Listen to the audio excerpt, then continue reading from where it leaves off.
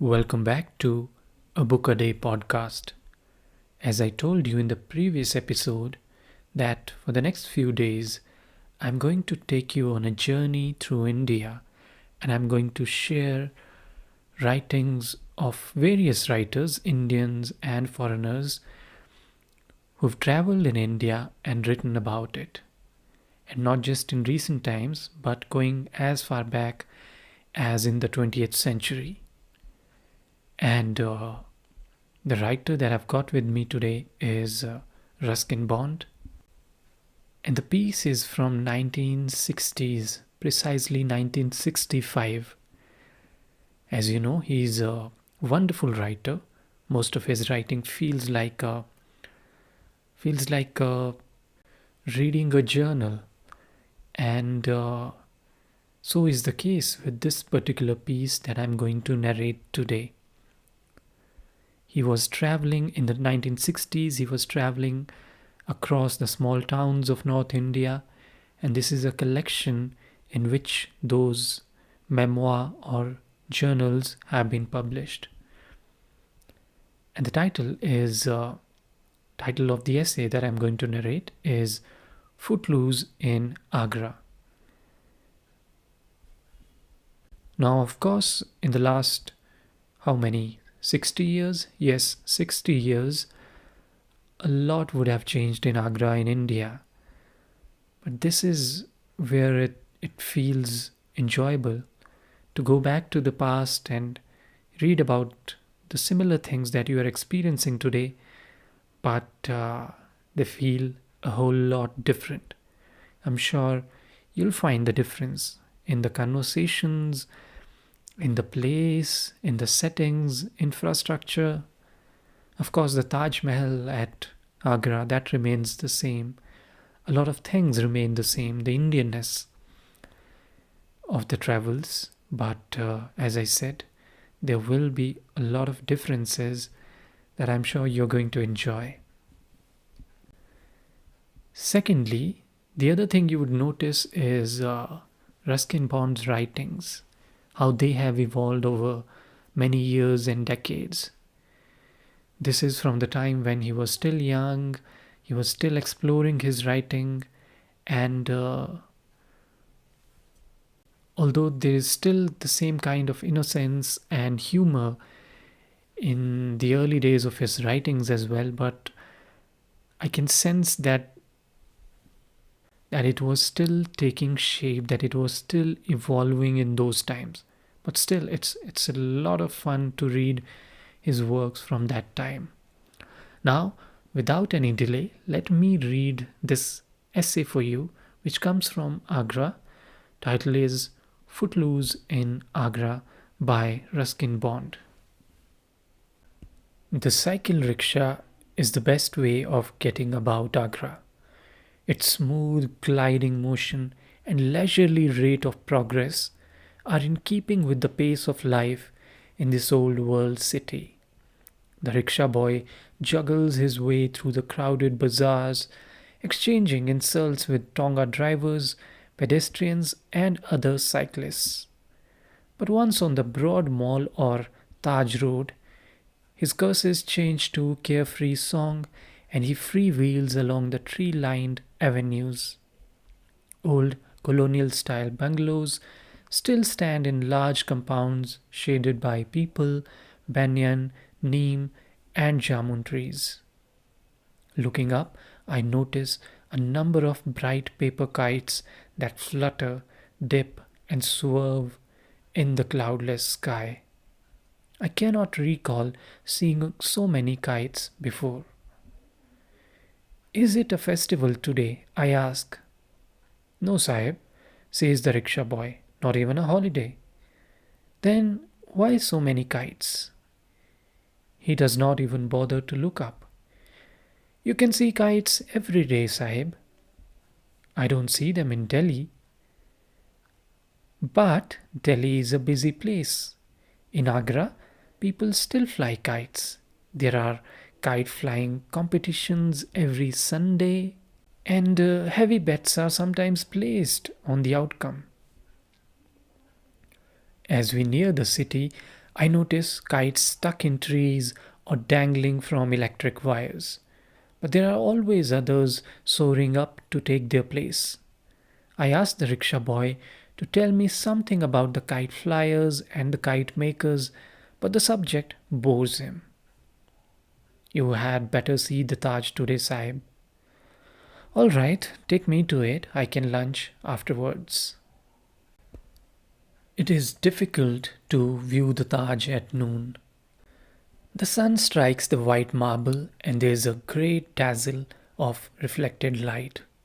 I stand there with averted eyes, looking at everything: the formal gardens, the surrounding walls of red sandstone, the winding river, everything except the monument I have come to see. It is there, of course, very solid and real, perfectly preserved, with every jade, jasper, and lapis lazuli playing its part in the overall design. And after a while, I can shade my eyes and take in a vision of shimmering white marble. The light rises in waves from the paving stones, and the squares of black and white marble create an effect of running water. Inside the chamber, it is cool and dark, but rather musty, and I waste no time in hurrying out again into the sunlight. I walk the length of a gallery and turn with some relief to the river scene. The sluggish Yamuna winds past Agra on its way to union with the Ganga. I know the Yamuna well. I know it where it emerges from the foothills near Kalsi, cold and blue from the melting snows. I know it as it winds through fields of wheat and sugarcane and mustard across the flat plains of Uttar Pradesh, sometimes placid, sometimes in flood. I know the river at Delhi, where its muddy banks are patchwork of clothes spread out by the hundreds of washermen who serve the city. And I know it at Mathura, where it is alive with huge, probably ancient turtles. Mathura, sacred city whose beginnings are lost in antiquity. And then the river winds its way to Agra, to this spot by the Taj, where parakeets flash in the sunshine, kingfishers swoop low over the water, and a proud peacock struts across the lawns surrounding the monument. I follow the peacock into a shady grove. It is quite tame and does not fly away. It leads me to a young boy who is sitting in the shade of a tree, feasting on a handful of small green fruits. I have not seen the fruit before, and I ask the boy to tell me what it is. He offers me what looks like a hard green plum. It is the fruit from the Ashoka tree, says the boy. There are many such trees in the garden. Are you allowed to take the fruit? I am allowed, he says, grinning. My father is the head gardener. I bite into the fruit. It is hard and sour, but not unpleasant. Do you live here? I ask. Over the wall, he says, but I come here every day to help my father and to eat the fruit. So you see the Taj Mahal every day? I have seen it every day for as long as I can remember. And I am seeing it for the first time. You are very lucky. He shrugs. If you see it once or 100 times, it is the same. It doesn't change. Don't you like looking at it then? I like looking at the people who come here. They are always different. In the evening, there will be many people. You must have seen people from almost every country in the world. That is so. They all come here to look at the Taj, kings and queens and presidents and prime ministers and film stars and poor people too. And I look at them. In that way, it is not boring. Well, you have the Taj to thank for that. He gazes thoughtfully at the shimmering monument. His eyes are accustomed to the sharp sunlight. He sees the Taj every day, but at this moment he is really looking at it, thinking about it, wondering what magic it must possess to attract people from all corners of the earth, to bring them here, walking through his father's well kept garden, so that he can have something new and something fresh to look at each day. A cloud, a very small cloud, passes across the face of the sun, and in the softened light, I too am able to look at the Taj without screwing up my eyes. As the boy said, it does not change. Therein lies beauty, for the effect on the traveller is the same today as it was 300 years ago when Bernier wrote, "Nothing offends the eye, no part can be found that is not skilfully wrought or that has not its peculiar beauty." And so, for a few moments, this poem in marble is on view to two unimportant people, the itinerant writer and the gardener's boy. We say nothing. There is really nothing to be said. But now, a few months later, when I try to recapture the sense of that day, it is not the monument that I remember most vividly. The Taj is there, of course. I still see it as a mirror for the sun. But what remains with me more than anything else is the passage of the river and the sharp flavor of the Ashoka fruit. In the afternoon, I walked through the old bazaars which lie to the west of Akbar's great red sandstone fort, and I am not surprised to find a small street which is almost entirely taken up by kite shops. Most of them sell the smaller, cheaper kites, but one small dark shop has in it a variety of odd and fantastic creations. Stepping inside, I find myself face to face with the doyen of Agra's kite makers, Hussein Ali, a feeble old man whose long beard is dyed red with the juice of mehndi leaves. He has just finished making a new kite from bamboo, paper, and thin silk, and it lies outside in the sun, firming up. It is a pale pink kite with a small green tail. The old man is soon talking to me, for he likes to talk and is not very busy. He complains that few people buy kites these days and tells me that I should have visited Agra 25 years ago, when kite flying was the sport of kings and even grown men found time to spend an hour or two every day with these gay dancing strips of paper. Now, he says, everyone hurries in a heat of hope, and delicate things like kites and daydreams are trampled underfoot. Once I made a wonderful kite, says Hussein Ali nostalgically. It was unlike any kite seen in Agra. It had a number of small, very light paper discs trailing on a thin bamboo frame. At the end of each disc, I fixed a sprig of grass, forming a balance on both sides. On the first and largest disc, I painted a face and gave it eyes made of two small mirrors. The discs, which grew smaller from head to tail, gave the kite the appearance of a crawling serpent. It was very difficult to get this great kite off the ground. Only I could manage it. Of course, everyone heard of the dragon kite I had made, and word went about that there was some magic in its making. A large crowd arrived on the Maidan to watch me fly the kite. At first, the kite would not leave the ground. The discs made a sharp wailing sound. The sun was trapped in the little mirrors. My kite had eyes and tongue and a trailing silver trail. I felt it come alive in my hands. It rose from the ground, rose steeply into the sky, moving farther and farther away, with the sun still glinting in its dragon eyes. But when it went very high, it pulled fiercely on the twine, and my son had to help me with the reel. But still the kite pulled, determined to be free. Yes, it had become a living thing. And at last the twine snapped, and the wind took the kite, took it over the rooftops and the waving trees and the river and the far hills forever. No one ever saw where it fell. Sahib, are you listening?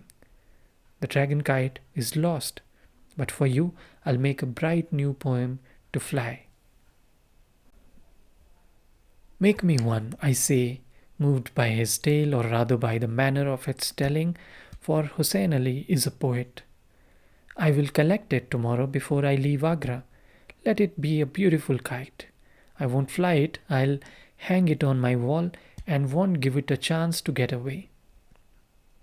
It is evening and the winter sun comes slanting through the intricate branches of a banyan tree as a cycle-rickshaw, a different one this time, brings me to a forgotten corner of Agra that I have always wanted to visit.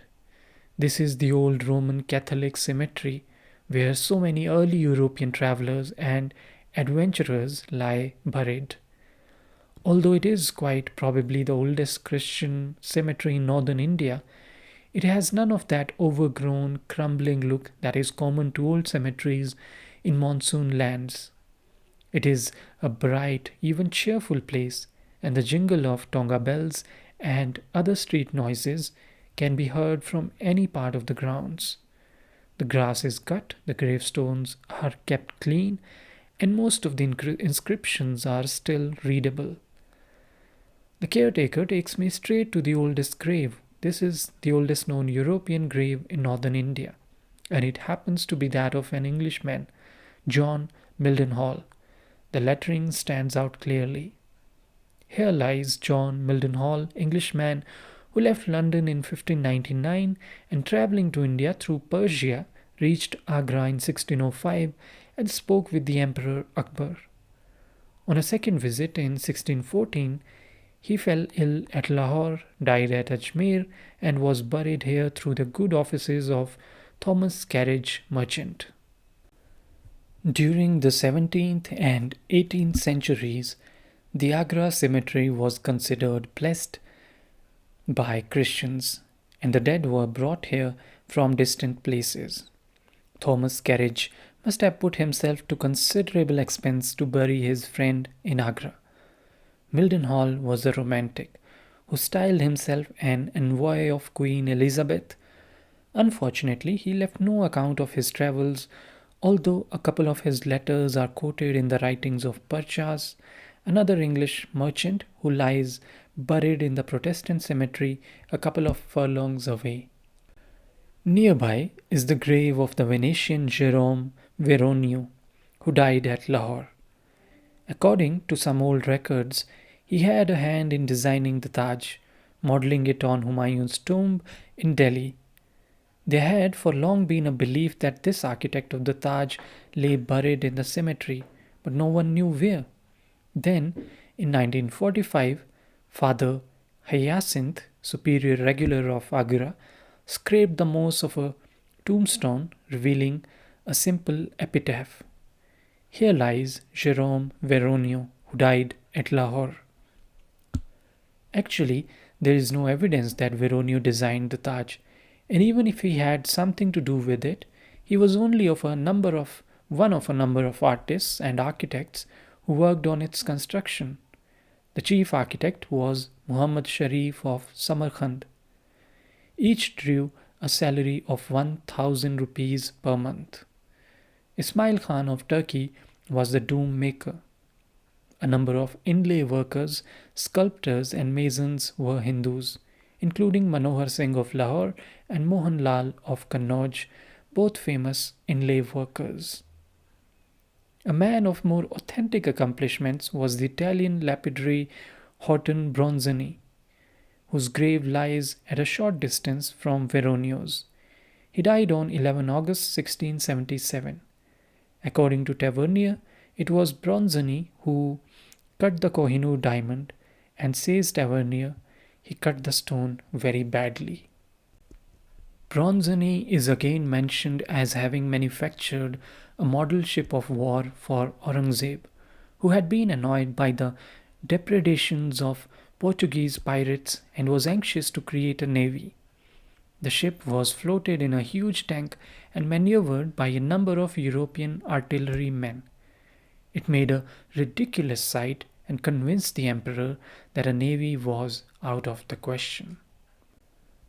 There are over 80 old Armenian graves in the cemetery, but the only one that interests me is the tomb of Shah Azar Khan, an expert in the art of molding heavy cannon. One of these, the 14.6 feet long Zamzama, earned a measure of immortality in Kipling's Kim, who hold Zamzama, that fire breathing dragon, hold the Punjab for the great green bronze piece, is always first of the conqueror's loot. Other historic tombs lie scattered about the cemetery, but the most striking and curious of them is the grave of Colonel John Hessing, who died in 1803. It is a miniature Taj Mahal built of red sandstone. Although small compared to the Mughal tomb, it is large for a Christian grave and could easily accommodate a living family of moderate proportions. Hessing came to India from Holland and was one of a colorful band of freelance soldiers who served in Scindia's Maratha army. Hessing, we are told, was a good, benevolent man and a great soldier. The tomb was built by his wife Alice, who it must be supposed felt as tenderly towards the colonel as Shah Jahan felt towards his queen. She could not afford marble, even so her Taj cost ₹1,00,000. Outside the cemetery, in the street, people move about with casual unconcern. Street vendors occupy the pavement, unwilling that their rivals should take advantage of a brief absence. In the banyan tree, the sparrows and bulbuls are settling down for the night. A kite lies entangled in the upper branches. And that's how the essay ends. That's very typical Ruskin Bond-style, if you ask me. Even when he's in Agra, he's at the Taj Mahal, he's not focusing on the grander things. He's focusing on the little things, the tiny parts of the town. Things that remain out of sight for most people. And that's the kind of gaze he possesses. That's the kind of writer he is. He focuses on small things, beautiful things. Things that are beautiful, not necessarily grand, but simple and pleasing in their own ways, in their own innocent ways, rather. So that's it from me today, and I hope you enjoyed another episode of Travels Across India, in which we are discussing all these great writers and their travels, their journals, their writings on India, different corners of India. And I'll continue doing the same in the next episode as well. So stay tuned, keep following, and thank you very much. Thank you.